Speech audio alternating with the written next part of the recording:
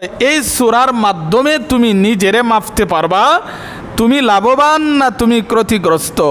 এই সূরার মাধ্যমে তুমি অন্য মানুষকে মাপতে পারবা অন্য মানুষ লাভবান না ক্ষতিগ্রস্ত। কে লাভবান আর কে ক্ষতিগ্রস্ত নিজে বললেই হবে না।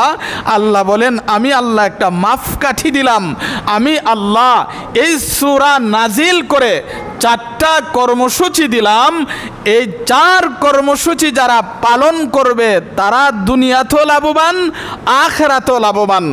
আর যারা 4 কর্মসূচি পালন করবে না তারা দুনিয়াতেও ক্ষতিগ্রস্ত, আখিরাতেও ক্ষতিগ্রস্ত। আম্মা বাদু ফাআউযু বিল্লাহি মিনাশ শাইতানির রাজিম। বিসমিল্লাহির রহমানির রহিম। ওয়াল আসরি ইন্নাল ইনসানা লাফি খুসর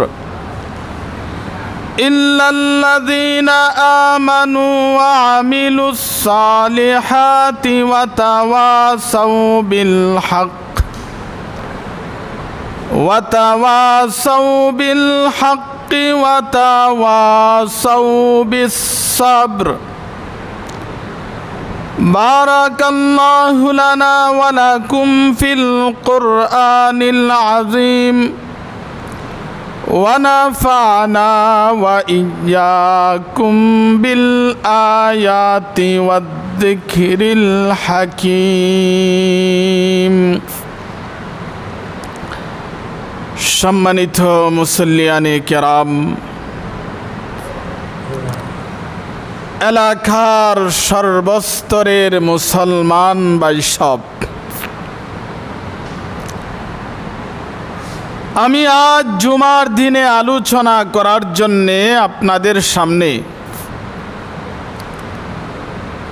আল্লাহর পবিত্র কোরআনের 114টি সূরার ছোট্ট একটি সূরা আমি আপনাদের সামনে তেলাওয়াত করেছি। সূরা ছোট হলেও তার ব্যাখ্যা অনেক বড়।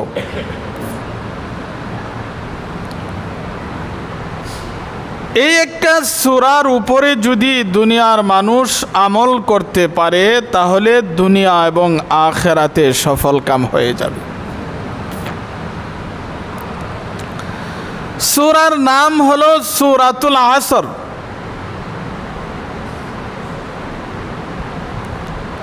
এই সূরার নাম আল্লাহ তাআলা সূরাতুল আসর কেন রাখলেন? আসর শব্দের অর্থ কি? আমরা দৈনিক 5 বেলা নামাজ পড়ি, ফজর, জোহর, আসর, মাগরিব, এশা। 5 ওয়াক্ত নামাজের 1 ওয়াক্ত নামাজের নাম হলো আসর।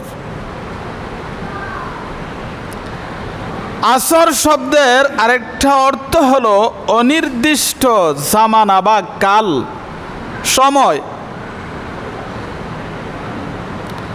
আল্লাহ তাআলা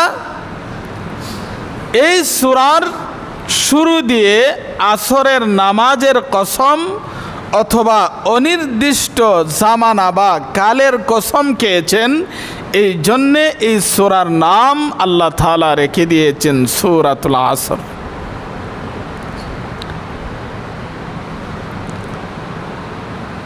এই সূরার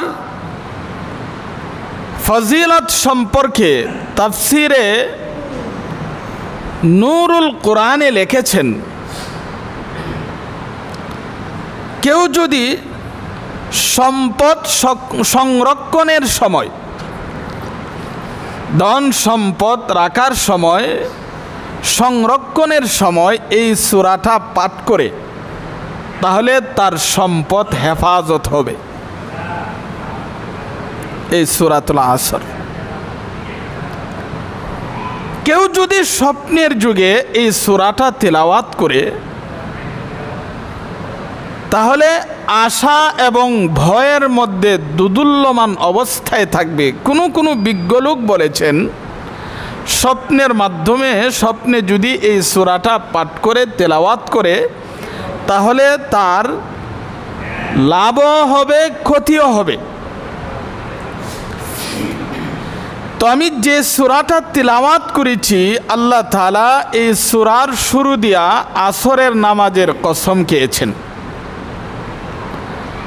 সময়ের কসম খেয়েছেন, অনির্দিষ্ট জামানা বা কালের কসম খেয়েছেন। আল্লাহ তাআলা কোরআনের বহু জায়গাতে অতি গুরুত্বপূর্ণ কথা বলতে গিয়ে তিনি কসম খেয়েছেন। কোরআনের তো সব কথাই গুরুত্বপূর্ণ, কিন্তু কোনো কোনো জায়গায় আল্লাহ শপথ করে এই কথাটাকে আরো গুরুত্ব বুঝিয়েছেন।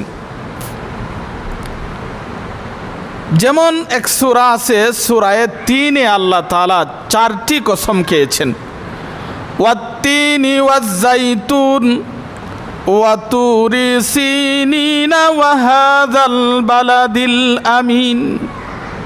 আল্লাহ তাআলা 2টা ফলের কসম খেয়েছেন, একটি পাহাড়ের কসম খেয়েছেন এবং একটা পাহাড়ের শপথ করেছেন, একটা শহরের শপথ করেছেন। আল্লাহ 4টা শপথ করে বলেন, লাকাদ খালাকনাল ইনসানা ফি আহসানি তাকওয়িম। আল্লাহ বলেন, আমি আল্লাহ মানুষকে সবচাইতে সুন্দর কাঠামো দিয়া সৃষ্টি করেছি। মানুষের চাইতে সুন্দর কোনো প্রাণী হতে পারে না, কোনো জাত হতে পারে না। আল্লাহ সবচাইতে সুন্দর কাঠামো দিয়া মানুষ সৃষ্টি করেছেন। আল্লাহ তাআলা কোরআনের বহু জায়গাতে এইভাবে শপথ করেছেন। সূরাতুশ শামসে আল্লাহ তাআলা 14টি শপথ করেছেন।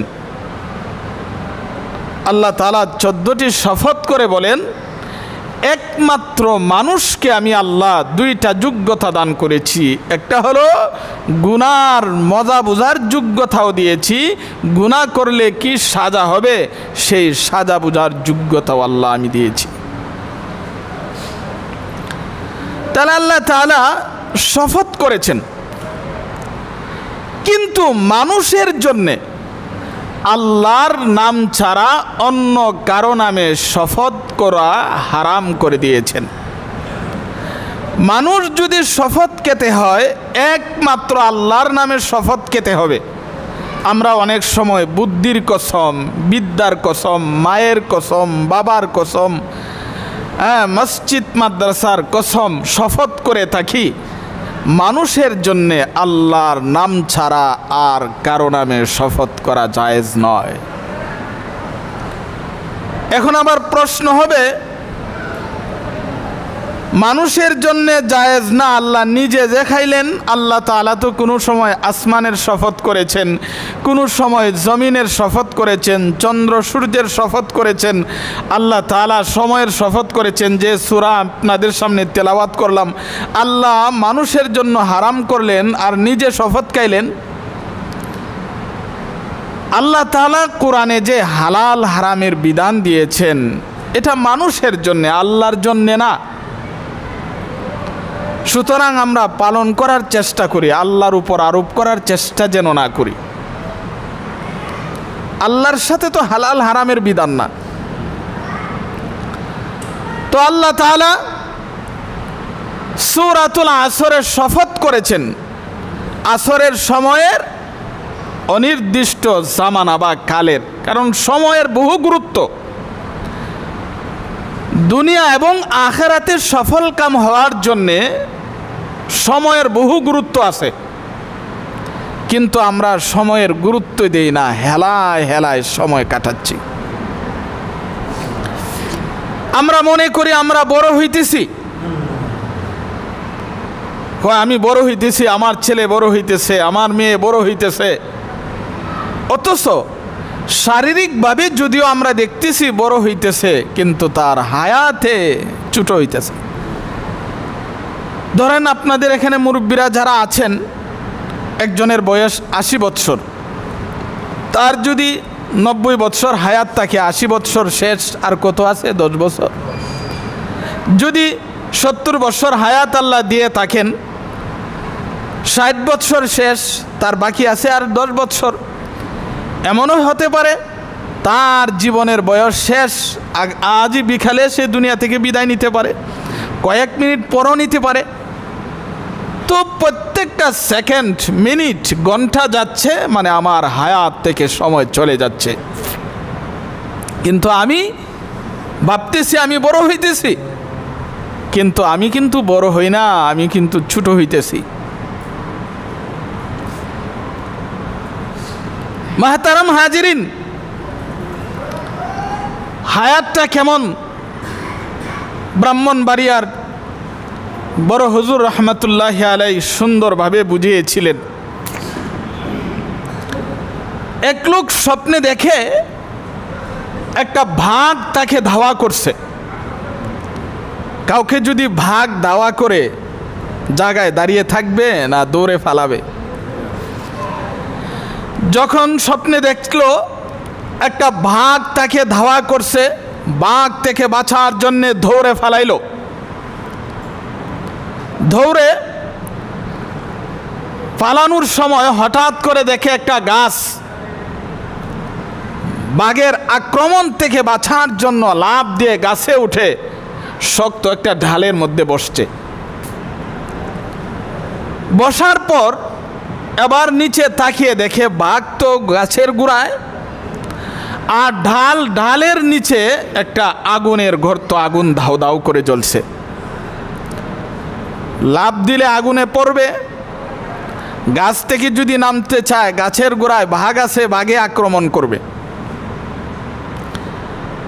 গাছের ডালে বসা, আবার দেখতেছে দুইটা ইঁদুর, একটি হলো সাদা আর একটা হলো কালো। দুইটা ইঁদুর পালাক্রমে যে ডালে বসেছে সেই ডালের গোড়ায় কটখট করে কাটছে। একটা ইঁদুর কালো কাটছে, আবার যখন সাদা ইঁদুরটা আসে তখন কালোটা চলে যায়, কালোটা আসলে আবার সাদাটা চলে যায়। দুইটা ইঁদুর যে ডালে বসছে এই ডালের গোড়ায় কটকট কটকট করে কাটছে। এখন লোকটার হালত কি হবে? গাছ থেকে নামনে বাঘে খায়, লাফ দিলে আগুনের গর্তে পড়ে যায়। আবার বসে থাকলেও সমস্যা, ইঁদুর যেভাবে কাটতেছে এইভাবে তো কাটতে কাটতে হঠাৎ করে এক সময় ঢাল ভেঙে পড়ে যাবে। এবার করবে কি? এই অবস্থায় তার ঘুম ভেঙে গেল। কি দেখলাম? পেরেশান চিন্তিত অবস্থায় একজন আলেমের কাছে গেলেন, গিয়ে বললেন, হুজুর আজ আমি স্বপ্নে দেখেছি একটা বাঘ আমাকে আক্রমণ করেছে। আমি বাঘের আক্রমণ থেকে বাঁচার জন্য একটা গাছে লাফ দিয়ে উঠেছি। এবার বাঘ গাছের গোড়ায়, আবার দেখি গাছের নিচে একটা আগুনের গর্ত, আবার দুইটা ইঁদুর, একটা হলো সাদা একটা হলো কালো। এই ডালটি যেই ঢালে আমি বসেছি কটখট কটখট করে কাটছে। হুজুর আমি কি স্বপ্নে দেখলাম? হুজুর বললেন, তুমি যে ভাগ দেখেছো সেটা ভাগ নয়, সেটা হলো আজরাইল, সেটা হলো মালাকুল মাউত। তোমার পিছনে ধাওয়া করছে। আর তুমি গাছের নিচে যে আগুন দেখেছো, আগুনের গর্ত, সেটা হলো জাহান্নাম, জাহান্নামের আগুন। আর তুমি যে দুইটা ইঁদুর দেখেছো সেটা ইঁদুর নয়, একটা হলো সাদা আর একটা হলো কালো, মানে দিন এবং রাত। দিন এবং রাত যাচ্ছে আর তোমার হায়াত কমছে। যেমন কালো এবং সাদা দুইটা ইঁদুর দেখছো, ঢাল কটকট করে কাটছে আর আস্তে আস্তে ঢাল কমে আসছে। এক সময় তাদের ডাল কাটা শেষ হয়ে যাবে, ডাল ভেঙে পড়ে যাবে।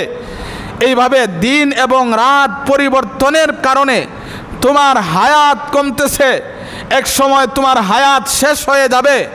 এমনি আজরাইল তোমাকে ধরে ফেলবে।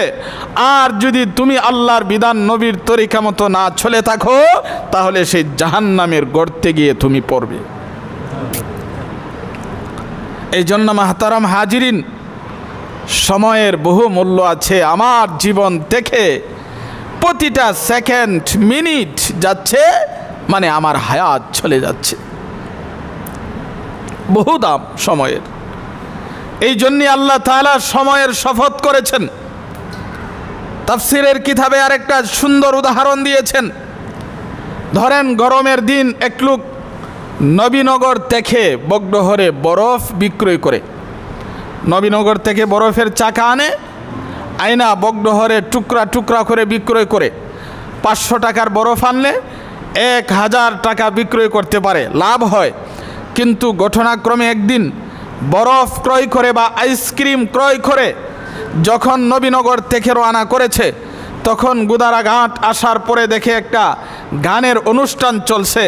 এই বরফের চাকা রেখে গানের অনুষ্ঠান দেখা শুরু করেছে, শোনা শুরু করেছে। আবার দেখে একটা সাপের খেলা দেখাচ্ছে, সাপের খেলা দেখতে শুরু করেছে। এইভাবে বরফের চাকা রেখে সারাদিন গান শুনে আর সাপের খেলা দেখে দেখে বরফের চাকাটা গলে গেছে। বরফের চাকা কি থাকবে? আস্তে আস্তে তো গলে যাবে। এবার সন্ধ্যার সময় চাকা নিয়ে, চাকা তো নিয়ে আসতে পারবে না, বরফ তো পানি হয়ে যাবে। তার ব্যবসায় লাভ হবে না লস হবে? লস হবে। ঠিক তেমনিভাবে আমরাও দুনিয়ার এই চাকচিক্য দেখে দেখে আমার হায়াত নামের বরফের চাকাটা গলে যাচ্ছে, কিন্তু আমার কোনো খবর নাই। যেইভাবে এই ব্যবসায়ী আফসোস করবে সন্ধ্যার সময়, আহ কি করলাম রে, যদি সাপের খেলা না দেখতাম, যদি গান না শুনতাম, তাহলে 1000 টাকা আজকে বিকালবেলায় আমি গুনতে পারতাম। কিন্তু অবহেলা করে আজ বরফের চাকা পানি হয়ে গেছে, 1000 টাকার লস হয়ে গেছে।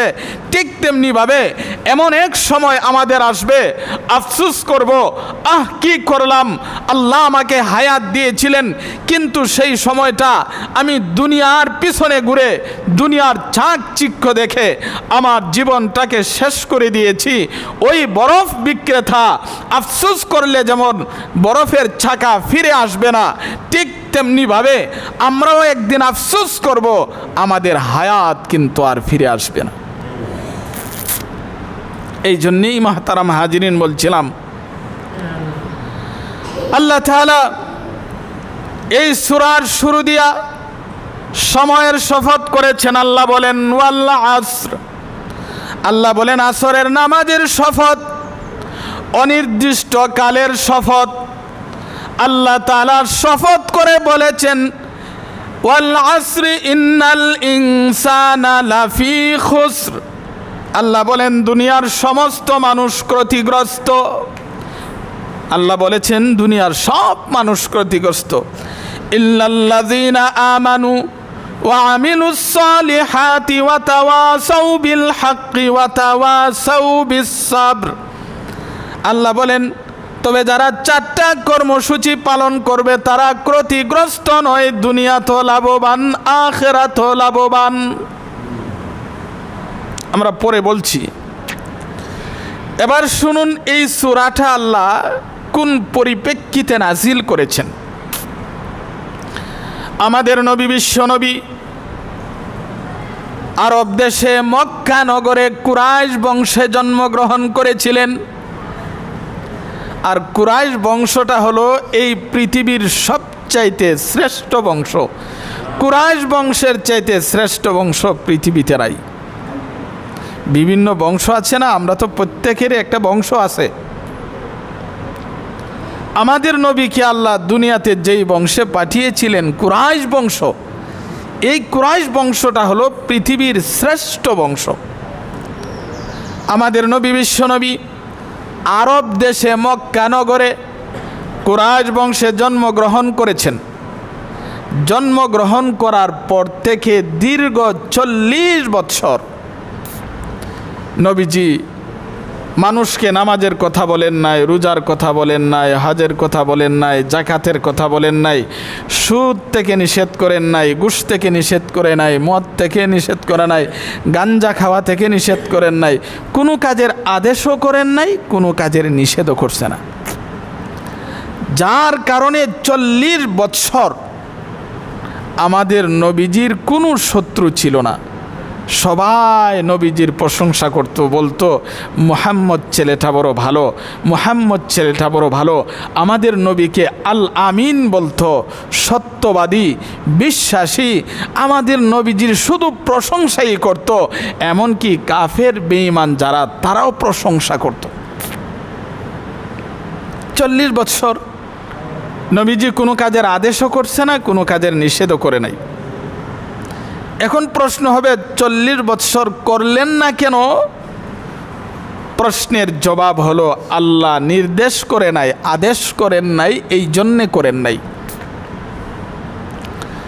40 বছর যখন পূর্ণ হয়েছে, আল্লাহ তাআলা আমাদের নবীকে বললেন, হে নবী, হে বন্ধু, আর ঘরে বসে থাকতে পারবেন না। এবার মানুষকে নামাজের কথা বলুন, রোজার কথা বলুন, হজের কথা বলুন, জাকাতের কথা বলুন, সুদ থেকে নিষেধ করেন, ঘুষ থেকে নিষেধ করেন, মদ গাঞ্জা থেকে নিষেধ করেন, চুরি ডাকাতি থেকে নিষেধ করেন। এবার আমাদের নবী, বিশ্বনবী আল্লাহর নির্দেশ পেয়ে মানুষকে বিভিন্ন কাজের আদেশ এবং নিষেধ করতে শুরু করেছে। যখন নবীজি আদেশ এবং নিষেধ করতে শুরু করেছে, তখন 40 বছর যারা নবীজির প্রশংসা করছে তারাই বলতে শুরু করছে, মুহাম্মদ ক্ষতিগ্রস্ত হয়ে গেছে, এই ছেলেটা নষ্ট হয়ে গেছে, মুহাম্মদ ছেলেটা ক্ষতিগ্রস্ত হয়ে গেছে, নষ্ট হয়ে গেছে। এমনকি তারা আমাদের নবীজির উপরে এমন নির্যাতন শুরু করেছে, যে আলোচনাটা আমি বহুবার আপনাদেরকে শুনিয়েছি, প্রাসঙ্গিক আবার বলতে হয়। আমাদের নবী, বিশ্বনবী আল্লাহর নির্দেশ পেয়ে বাজারে গেলেন, বাজারে গিয়ে বলতে লাগলেন, ইয়া আইয়ুহান নাস কুলু লা ইলাহা ইল্লাল্লাহ তুফলিহুন। হে দুনিয়ার মানুষ, তোমরা বলো লা ইলাহা ইল্লাল্লাহ, মূর্তি পূজা ছেড়ে দাও, একমাত্র আল্লাহর ইবাদত করো, তাহলে দুনিয়াতেও সফল কাম হবে, আখিরাতেও সফল কাম হবে।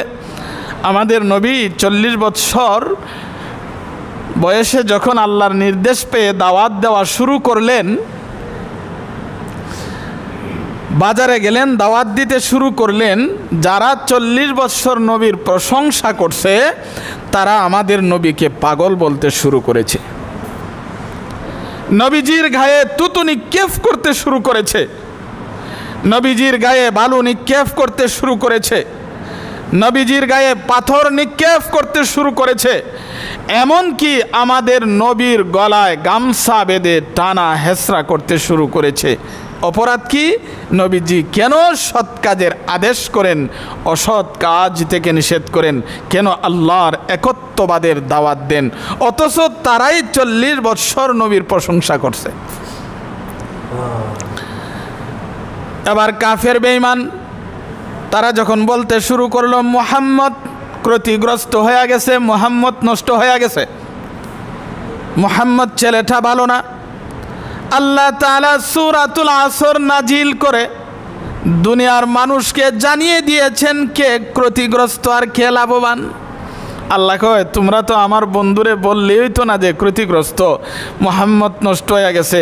আমি আল্লাহ একটা স্কেল দিলাম, মাপকাঠি দিলাম, দুনিয়ার কে লাভবান আর দুনিয়ার কে ক্ষতিগ্রস্ত, এটা মাপার জন্যে আল্লাহ সূরাতুল আসর নাজিল করে একটা স্কেল দিয়েছেন, একটা স্কেল দিছে, মাপকাঠি দিছে। আল্লাহ কয়, এই সূরার মাধ্যমে তুমি নিজেরে মাপতে পারবা তুমি লাভবান না তুমি ক্ষতিগ্রস্ত। এই সূরার মাধ্যমে তুমি অন্য মানুষকে মাপতে পারবা অন্য মানুষ লাভবান না ক্ষতিগ্রস্ত, কে লাভবান আর কে ক্ষতিগ্রস্ত নিজে বললেই হবে না। আল্লাহ বলেন, আমি আল্লাহ একটা মাপকাঠি দিলাম, আমি আল্লাহ এই সূরা নাজিল করে 4টা কর্মসূচি দিলাম। এই 4 কর্মসূচি যারা পালন করবে তারা দুনিয়াতেও লাভবান, আখিরাতেও লাভবান। আর যারা 4 কর্মসূচি পালন করবে না তারা দুনিয়াতেও ক্ষতিগ্রস্ত, আখিরাতেও ক্ষতিগ্রস্ত। আল্লাহ তাআলা এই সূরা নাজিল করে দুনিয়ার মানুষকে একটা মাপকাঠি দিয়েছেন। আপনি আমাকে ক্ষতিগ্রস্ত বললে আমি ক্ষতিগ্রস্ত না, আল্লাহ মাপকাঠি দিয়েছেন মাফার জন্যে। আমি আপনাকে ক্ষতিগ্রস্ত বললে আপনি ক্ষতিগ্রস্ত না, আল্লাহ মাপকাঠি দিয়েছেন মাফার জন্যে। আল্লাহ কি মাপকাঠি দিয়েছেন? আল্লাহ বলেন ওয়াল আসরি ইন্নাল ইনসানা লাফি খুসর। আল্লাহ বলেন দুনিয়ার সমস্ত মানুষ ক্ষতিগ্রস্ত, কিন্তু যারা চার কর্মসূচি পালন করবে, দুনিয়াতে যারা চারটা কাজ করবে, তারা দুনিয়াতেও লাভবান আখিরাতেও লাভবান। আল্লাহ বলেন ইল্লাল্লাযিনা আমানু, এক নাম্বার যারা ঈমান আনবে, ওয়া আমিলুস সালিহাত, দুই নাম্বার যারা নেক আমল করবে, ওয়া তাওয়াসাউ বিল হক, তিন নাম্বার হলো নিজেও হকের উপরে থাকবে, অপরকেও হকের উপরে থাকার জন্য উপদেশ করবে। ওয়াতাওয়াসাউ বিস সাবর, হকের উপর থাকতে গিয়ে যে কষ্ট হয় নিজেও ধৈর্য ধারণ করবে, অপরকেও ধৈর্য ধারণ করার জন্য উপদেশ দিবে। আল্লাহ বলেন এই চারটি কর্মসূচি যারা পালন করবে, এই চার কাজ যারা করবে, তারা দুনিয়াতেও লাভবান আখিরাতেও লাভবান। তাহলে দুনিয়া এবং আখিরাতে লাভবান হওয়ার জন্য আল্লাহ কয়টা কর্মসূচি দিয়েছেন? চারটা কর্মসূচি দিয়েছেন। এক নাম্বার কর্মসূচির নাম হলো ঈমান। এক নাম্বার কর্মসূচির নাম হলো ঈমান। ঈমান কিন্তু একটা মূল্যবান সম্পদ। যার কাছে ঈমান আছে কিন্তু টাকা নাই, পয়সা নাই, বাড়ি নাই, ঘর নাই, কিছু নাই, আল্লাহর কাছে তার বহু দাম আছে। কি বলেন? আর যার ভিতরে ঈমান নাই,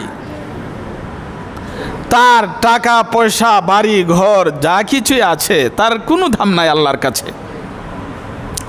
ঈমান একটা বড় সম্পদ, ঈমান একটা মূল্যবান জিনিস। ঈমান কাকে বলে এটাও আমরা অনেকে জানি না। তাফসীরের কিতাবে উল্লেখ করেছেন ঈমান কাকে বলে। ঈমান কাকে বলে তাফসীরের কিতাবে উল্লেখ করেছেন আত-তাসদীকু বিমা জাআন নবিয়্যু সাল্লাল্লাহু আলাইহি ওয়াসাল্লাম ইআতিমাদান আলাইহি। আমাদের নবী বিশ্ব নবী পরম সত্যবাদী ছিলেন। আমাদের নবী জীবনে কয়েকটা মিথ্যা কথা কইছে? জীবনে কোনোদিন মিথ্যা কথা বলে নাই। আমাদের নবী পরম সত্যবাদী ছিলেন, এই কথার আস্থাশীল হইয়া, বিশ্বাসী হইয়া।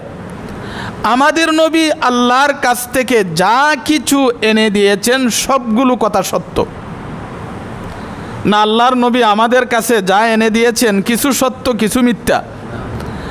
আমাদের নবী আল্লাহর কাছ থেকে কি এনে দিয়েছেন? আমাদের নবী আল্লাহর কাছ থেকে 30 পারা কোরআন এনে দিয়েছেন। সুতরাং 30 পারা কোরআনের প্রথম থেকে শেষ পর্যন্ত আল্লাহ যা বলছে আমার বুঝে আসলেও সত্য, বুঝে না আসলেও সত্য। আমরা তো কোরআন কি সত্য কিনা মিথ্যা কিনা এটা যাচাই করি আমার বিভাগ দিয়া। আমার বিভাগের সাথে মিললে সত্য, বিভাগের সাথে না মিললে মিথ্যা।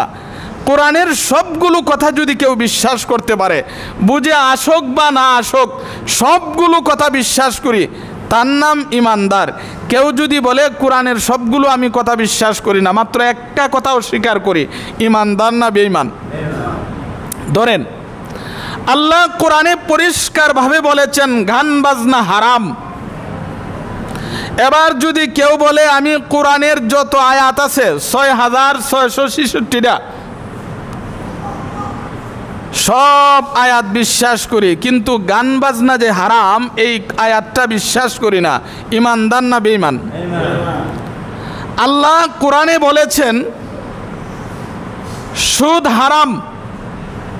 এবার যদি বলে কোরআনের সবগুলো কথা বিশ্বাস করি কিন্তু সুদ যে হারাম এই আয়াতটা মানি না, ঈমানদার না বেঈমান? যদি বলে কোরআনের সব কথা মানি কিন্তু কোরআনে যে আল্লাহ পর্দার কথা বলছে এই আয়াতটা মানি না, ঈমানদার না বেঈমান?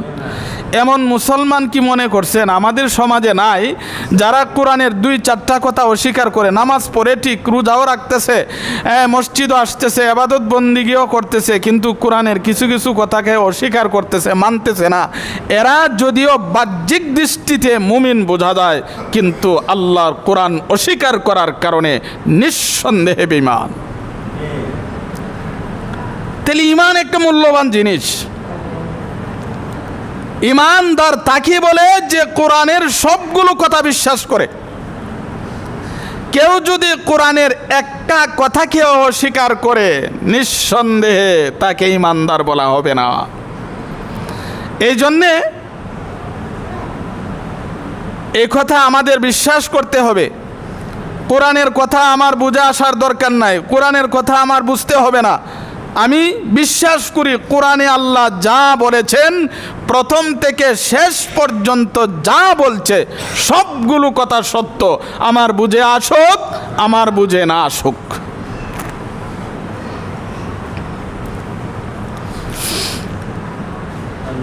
2 নম্বর আল্লাহ বলেছেন দুনিয়া এবং আখিরাতে সফল কাম কারা? আল্লাহ বলেছেন ওয়ামিলুস সালিহাত, যারা নেক আমল করে।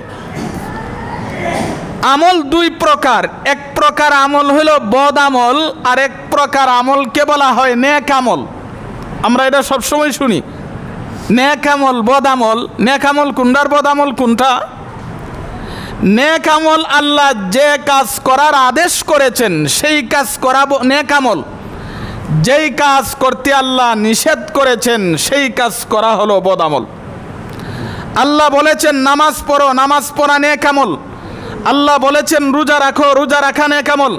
আল্লাহ বলেছেন হজ করো, হজ করা নেক আমল। আল্লাহ বলেছেন জাকাত দাও, জাকাত দেওয়া নেক আমল। আল্লাহ বলছেন সুদ খাও না, সুদ খাওয়া বদ আমল। আল্লাহ বলছে ঘুষ খাও না, ঘুষ খাওয়া বদ আমল। আল্লাহ বলেছেন চুরি করো না, চুরি করা বদ আমল। আল্লাহ বলছেন ডাকাতি করো না, রাহাজানি জুলুম অত্যাচার করো না, ডাকাতি করা জুলুম অত্যাচার করা হলো বদ আমল। আল্লাহ যে কাজ করার আদেশ করেছেন সেই কাজ করলে এটাকে বলা হয় নেক আমল। আল্লাহ যে কাজ করতে নিষেধ করেছেন সেই কাজ করাকে বলা হয় বদ আমল। তাহলে আমল কয় প্রকার? এক প্রকার আমলকে বলা হয় নেক আমল, আরেক প্রকার আমলকে বলা হয় বদ আমল। আল্লাহ বলেন দুনিয়া এবং আখিরাতে সফল কাম হওয়ার জন্যে 2 নাম্বার নেক আমল করতে হবে। নেক আমল করলে দুনিয়া তো সফল কাম হইতে পারবা, আখিরাত তো সফল কাম হইতে পারবা। বদ আমলের মাধ্যমে সফল কাম হওয়া যায় না। তাফসীরের কিতাবে উল্লেখ করেছেন, আল্লাহ তো বলেছেন 1 নাম্বার ঈমান আনো, 2 নাম্বার নেক আমল করো। নেক আমল করলে ঈমান তাজা হয়, বদ আমল করলে ঈমান নষ্ট হয়। নেক আমল করলে ঈমান তাজা হয়, বদ আমল করলে ঈমান নষ্ট হয়। কেউ যদি ঈমান আনার পরে নামাজ পড়ে ঈমান তাজা হবে, রোজা রাখলে ঈমান তাজা হবে, হজ করলে ঈমান তাজা হবে, জাকাত দিলে ঈমান তাজা হবে। কিন্তু ঈমান আনার পরে কেউ যদি চুরি করে তাহলে ঈমান নষ্ট হবে, সুদ খাইলে ঈমান নষ্ট হবে, ঘুষ খাইলে ঈমান নষ্ট হবে, বদ আমল করলে ঈমান নষ্ট হয়। একটা মানুষ বদ আমল করতে করতে করতে করতে এক সময় তার ভিতরে ঈমানই থাকে না। যেমন কেউ যদি অল্প অল্প করে টাকা জমায়, অল্প অল্প টাকা জমাতে জমাতে একদিন কোটিপতি হয়ে যায়, ঠিক তেমনিভাবে কেউ যদি বদ আমল করে, বদ আমলও জমতে জমতে একদিন তার ঈমানই নষ্ট হয়ে যায়। তখন এই লোকটা যেখানে সেখানে দাঁড়ায় কয় আমি নামাজ না পড়লেও আমার ঈমান ঠিক আছে, রোজা না রাখলেও ঈমান ঠিক আছে, হজ না করলেও ঈমান ঠিক আছে, জাকাত না দিলেও ঈমান ঠিক আছে, সুদ ঘুষ খাইলেও আমার ঈমান ঠিক আছে। বহুদিন আগে বলছিলাম, এই কথাটা বোঝার জন্য একটা দৃষ্টান্ত শুনেন। এক লোক আমের বড়া, আমের বিচি, আমের বিচি কিন্তু 2 পাট। আমের বিচির 2 পাঠের ভিতরে একটা অঙ্কুর থাকে ছোট্ট। কেউ আমের বিচি মাটির নিচে বপন করছে, কোন আশায়? এই আমের বিচি থেকে চারা হবে, চারায় গাছ হবে, গাছ বড় হলে আম ধরবে, আম খাবে। আমের বিচি মাটিতে বপন করার পর 1 সপ্তাহ হয়ে গেল, 2 সপ্তাহ হয়ে গেল, 1 মাস হয়ে গেল, চারা গজায় না। কি বোঝা গেল? আমের বড়ার ভিতরে যে অঙ্কুর ছিল এটা ফচ্চা গেছে না বালা রয়েছে? যদি ভালো থাকতো তাহলে তো চারা গজাইতোই। ঠিক তেমনি ভাবে ইমানের বীজ আপনার অন্তরে বপন করেছেন, লা ইলাহা ইল্লাল্লাহু মুহাম্মাদুর রাসূলুল্লাহ। দিন যায়, রাত যায়, সপ্তাহ যায়, মাস যায়, বছর যায়, আপনার মাধ্যমে নামাজের ছাড়া গজায় না, রোজার ছাড়া গজায় না, হজের ছাড়া গজায় না, জাকাতের ছাড়া গজায় না, ইবাদত বন্দেগীর ছাড়া গজায় না। কি বোঝা গেল? আপনার ইমান ঠিক আছে না ইমানের অঙ্কুর নষ্ট হয়ে গেছে? এই জন্যে মহতারাম হাজিরিন, আল্লাহ তাআলা বলেছেন দুনিয়া এবং আখিরাতের সফল কামকে আল্লাহ বলেন ইল্লাল্লাযীনা আমানু, 1 নাম্বার যারা ঈমান আনবে, ওয়া আমিলুস সালিহাত, 2 নাম্বার হলো যারা নেক আমল করবে, ওয়া তাওয়াসাউ বিল হক, নিজেও হকের উপর থাকবে, আরেকজনকে হকের উপর থাকার জন্য উপদেশ দিবে। আমরা তো আছি শুধু নিজে জাহান্নাম থেকে বাঁচতে চাই, আরেকজনকে বাঁচাইতে চাই না। না, নিজেও হকের উপর থাকতে হবে, আরেকজনকে হকের উপরে থাকার জন্যে উপদেশ দিবেন। নিজে নামাজ পড়েন, আরেকজনকে নামাজের দাওয়াত দেন। নিজে রোজা রাখেন, আরেকজনকে নামাজের কথা বলেন। নিজে সুদ খায়েন না, আরেকজনকে বলেন সুদ না খাওয়ার জন্যে। নিজে ঘুষ খায়েন না, আরেকজনকেও নিষেধ করেন। নিজে হকের উপরে থাকবেন, আরেকজনকে হকের উপরে থাকার জন্যে উপদেশ দিবেন। ওয়াতাওয়াসাউ বিল হক। 4 নাম্বার, হকের উপরে থাকতে গেলে কষ্ট হবে। হকের উপরে থাকতে গেলে কষ্ট হবে। ওয়াতাওয়াসাউ বিস সবর, আল্লাহ বলেন হকের উপরে থাকতে গিয়ে যে কষ্ট হয়, এই কষ্টটা ধৈর্য ধারণ করে নিতে হবে, ধৈর্য ধরে নিতে হবে, এই আশায় যে ধৈর্য ধরলে আল্লাহর কাছে তার প্রতিদান পাব। কেউ যদি বিপদে ধৈর্য ধারণ করে, আল্লাহ তাআলা তার প্রতিদান দিবেন। ধরেন আপনি এখন বাড়িতে যাচ্ছেন, হুচটকে পড়ে গেছেন, ধৈর্য ধারণ করছেন। আপনার পায়ে একটা কাঁটা বিদ্ধ হয়েছে, ধৈর্য ধারণ করেছেন এই আশায় যে আমি যদি ধৈর্য ধারণ করি আল্লাহ আমাকে সওয়াব দিবেন। তাহলে আল্লাহ তাআলা এই ধৈর্যের কারণে আল্লাহ আপনার গুনাহ মাফ করবেন, অথবা আপনার মর্যাদা আল্লাহ বাড়াইয়া দিবেন। এখানে বিপদ বলতে কি, তাফসীরের কিতাবে উল্লেখ করেছেন বিপদ বলতে 3 প্রকারের বিপদ, কষ্ট। একটা হলো ইবাদত করার কষ্ট, 2 নাম্বার হলো গুনাহ ছাড়ার কষ্ট, 3 নাম্বার হলো বিপদের কষ্ট। ইবাদত করতে গেলে কষ্ট হবে, নামাজ পড়তে কষ্ট হবে, রোজা রাখতে কষ্ট হবে, যাকাত দিতে কষ্ট হবে, হজ করতে কষ্ট হবে, ইবাদত করতে কষ্ট হবে। এই কষ্ট ধৈর্য ধরে নিতে হবে। 2 নাম্বার, গুনাহ ছাড়লে কষ্ট হবে, সুদ ছাড়তে কষ্ট হবে, ঘুষ ছাড়তে কষ্ট হবে, চুরি ছাড়তে কষ্ট হবে, অন্যায় অবিচার ছাড়তে কষ্ট হবে। এই যে কষ্টটা হবে এইটা ধৈর্য ধরে নিতে হবে। 3 নাম্বার, বিভিন্ন সময় আপনার উপরে বালা মুসিবত আসবে, বিপদ আপদ আসবে। এই বিপদ আপদের সময়ও ধৈর্য ধরে নিতে হবে।